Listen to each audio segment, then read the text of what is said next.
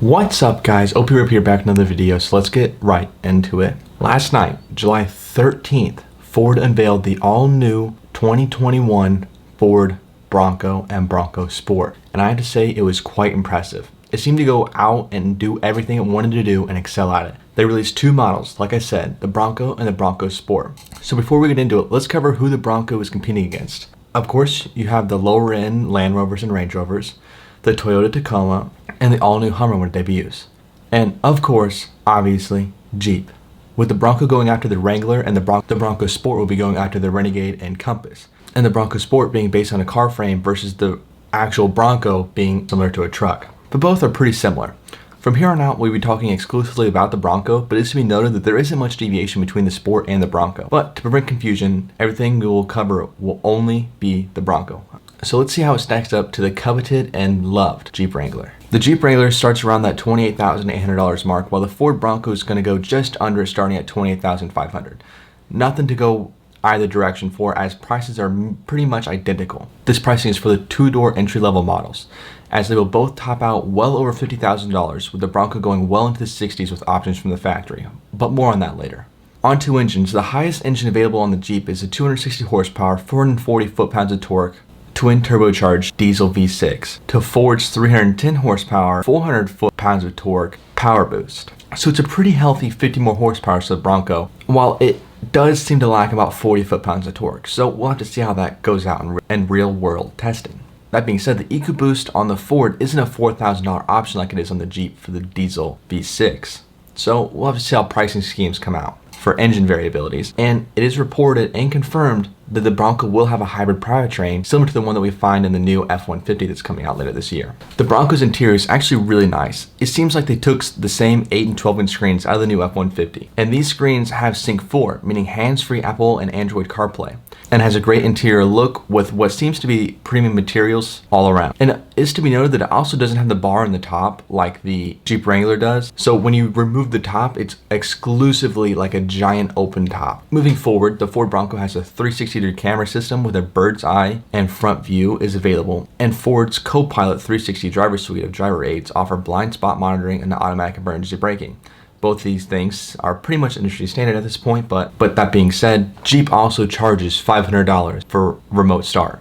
So I feel like it's something we should still always mention from time to time. All Broncos have over-the-air software update capability that can be used to add features and troubleshoot issues with all vehicle systems. Both the Jeep and the Bronco offer manual and automatic, with Ford offering a 7-speed manual and the Jeep offering a 6-speed manual, and these are pretty much exclusively found in the cheapest, lowest end models. And the Bronco will have a 10-speed auto to the Jeep's 8-speed auto.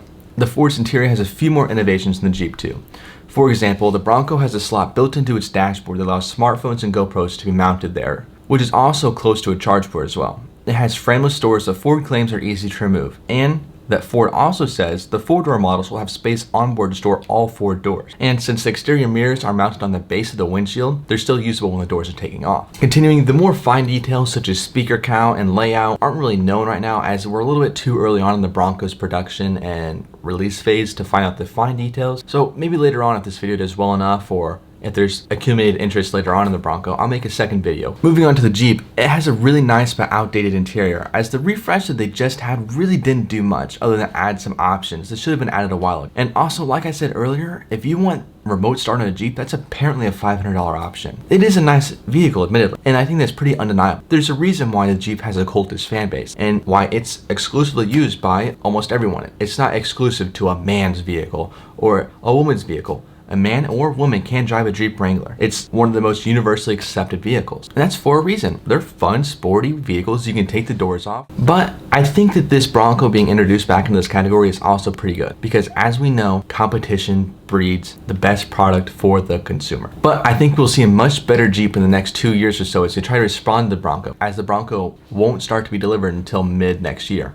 And it's to be noted that they did release a first edition of the Bronco, and I did try to go in there and reserve one, but it was already booked up, and I was one of the first people to get on the site. I got on the site before the Bronco was even uploaded onto it. So it must have been heavily populated. And as we know, the Ford Bronco has a cultish fan base as well. It's going to be interesting to see how much market share the Ford Bronco takes over. Some cool features that they packed in the Ford Bronco is that you can get 35-inch tires from the factory, and that's available on all models. They have disconnectable hydraulic stabilizer bar, and that's available on the higher trim models. A 12-inch screen and a completely open air roof, like I mentioned earlier. And some other really cool options are those such as these open air doors, which look really cool and aggressive. Some rock rails and bike racks for the rear storage compartment, and several racks for the top of the vehicle. And Ford reportedly said they have 200 factory-backed aftermarket accessories from the get-go for the Bronco, and over 100 on the Bronco Sport, which is a lower cost option I mentioned in the very beginning. And they said that this portfolio is only growing. And this seems pretty cool, especially if it's from the factory, so you get that OEM warranty.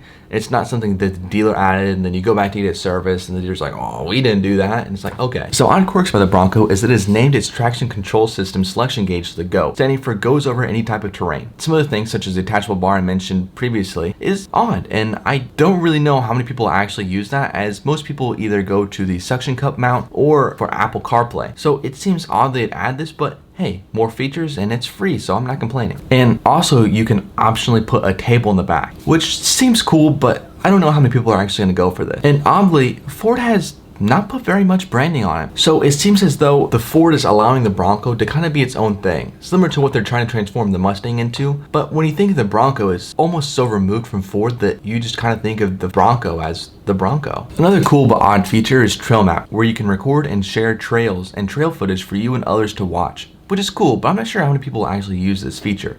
But I guess it's nice to have the option. It also has hidden storage, similar to what you find under the Ford F-150's rear seat, and most of all, it has some great off-roading capabilities. Now, if you're really into that, I'll let you go and read about that. But let's be honest, how many people are actually buying the Jeep, or the Bronco for that matter, for their off-road capabilities? It's a very small minority. And in fact, I'd say people buy the Bronco and the Jeep more for the culture. It's not what can you do with your Jeep off-roading? I mean, yeah, occasionally people will take it off-road, but I don't really know that many people that own Jeeps that take them actually off-road. They're just cool-looking vehicles, and I imagine that's pretty much going to be similar with the Bronco. I can't see very many people taking their $60,000 Ford Bronco off-roading, and I think that's why they came with a $30,000 version, that people can kind of soup up and do that, and it might depreciate and become more available to other people.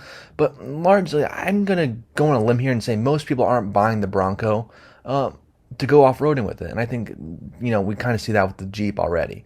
So, moving on to the design, it is a little odd. It's like a Hummer and a Land Rover had a hot child, but it's also a dash of Jeep too. It pays enough homage to the original that you know what it is, but it's also new enough that you can tell it's not some well-done conversion. Overall, it looks pretty good, but I think the Jeep naturally looks better, but that's just me. Let me know if you disagree with me down in the comments, and I'm sure some of you will, but to each their own. To come to a close, the Bronco is starting one of the most loyal fan bases with the Bronco, but it also has a cult following of its own. I think the Bronco edges out the Jeep in almost every aspect, from features to reliability, as Fiat Chrysler isn't known for their particular reliability, but Ford is. That being said, we still have over a year until the Ford Bronco comes out, and much more to learn. And even though it might be a superior product, we'll have to see what portion of the market, be it large or small, it'll take away from the Jeep. Something that needs to be brought up as well is how the Bronco is going to do in the safety category. Because according to the NHTSA and IIHS, the two largest security firms in America for car safety ratings, always pin Jeep at the bottom. They're actually notoriously one of the worst known brands for crash safety ratings. And in fact, in a recent trial of their safety, the Jeep flipped over in a side crash test, which is actually terrible. So I think it's going to win a lot of the market, or at least a certain niche market that really wants a Jeep but doesn't want that crash safety rating, simply on the fact that it's a safer vehicle. A few of you may know, I actually almost got a Jeep. I was really looking at them. But when I found out they had terrible, and I mean abysmal, front crash safety ratings, it really turned me off. And I don't know about you, but I don't want to buy a new vehicle or buy a vehicle for my kids or for me or for my family if it's not even going to be a safe one. So I think that kind of is going to put the Bronco in a spot to where it has a lot of people to win in that category.